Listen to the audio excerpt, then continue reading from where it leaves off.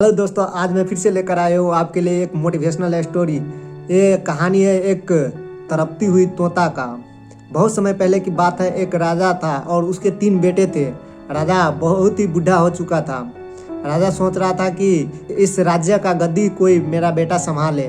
तो उसने तीनों बेटा को बुलाया और उससे बोला कि बेटा, आज तुम लोगों का मैं एक टेस्ट लेने वाला हूँ। सब अपना काम ईमानदारी से करना। तो ये सब परेशान हो गया कि आज क्या पिताजी पूछने वाले हैं। और सब लोग खुश भी था कि चलो हम तीनों में से कोई ना कोई एक तो राजा बनेगा। पर उसके पिता ने बोला कि अगर तुम्हारे पास कोई गुनहगार है तो तुम उसको क्या सजा दोगे। पहले वाले बेटे से पूछा तो पहले वाले बेटे ने बोला कि उसको मैं जेल में डाल दूंगा। फिर दूसरे वाले ने बोला कि मैं उसको फांसी दे दूंगा।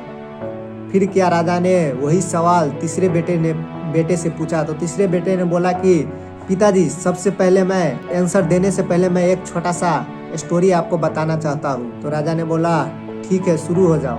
और वे बोला कि बहुत समय पहले की बात है। एक राजा था और राजा अपने तोते से बहुत प्यार करता था। इतना लगाव था कि वे हमेशा उसके साथ टाइम बिताता था, हमेशा उससे बातें करता था। और एक दिन ऐसा आया कि तोता ने बोला कि मुझे अपने माँ से मिलना है। तो राजा ने बोला कि नहीं, अभी मत जाओ, तुम मेरे ही पास रहो।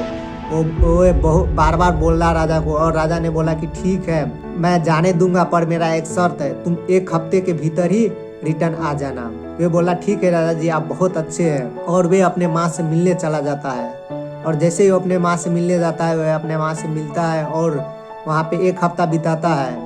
और जैसे ही वापस आने का टाइम होता है तो वे बोलता है कि क्यों ना राजा साहब के लिए कुछ गिफ्ट लेकर जाए। तो वे जंगल में जाता है और एक आम का पेड़ से एक आम लेकर आता है। वे आम बहुत ही खास होता है क्योंकि जो जवान करने वाले आम होते हैं और अमर बना देता है। और वे राजा साहब के हवेली के उधर चलने शुरू कर दिया। और जाते जाते उसको रास्ते में ही रात हो गया।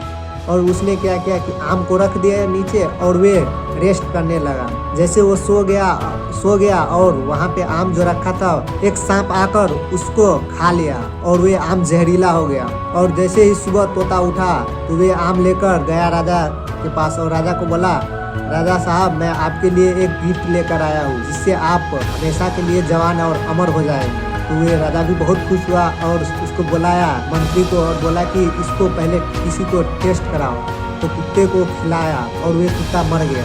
फिर ये देखकर राजा को बहुत ही गुस्सा आया और राजा ने क्या किया, बिना तोते के बात सुने ही उसका सर काट दिया और बोला कि इस आम को बाहर जाकर फेंक दो। और वे जाकर फेंक दिया।